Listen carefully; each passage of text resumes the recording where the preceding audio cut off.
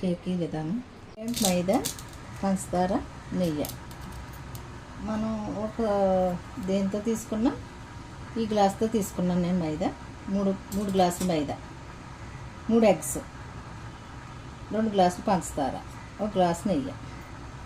Cake pan పెట్టుకున్నాం, దాంట్లో ఇసుక వేసి బాగా హీట్ చేయాలి. ఇసుకని హీట్ చేయాలి. అన్నీ కలిపిన మిశ్రమం నెయ్యి వేసి పొడిపిండి చల్లాలి.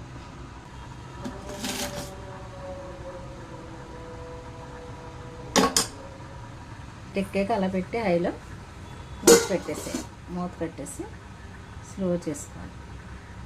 స్లో పెట్టి కేక్ రెడీ అయిందో లేదో ఒకసారి చూద్దామండి.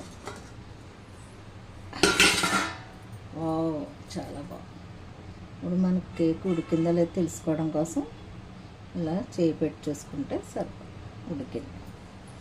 కేక్ ఉడికినాయి కదా, ఒక చాకుతో కానీ స్పూన్తో కానీ ఇలా అనుకుంటే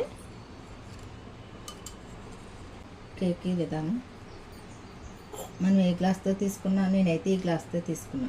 మైదా 3 ఎగ్స్, 3, 2.5 పంచదార, కొంచెం బేకింగ్ సోడా.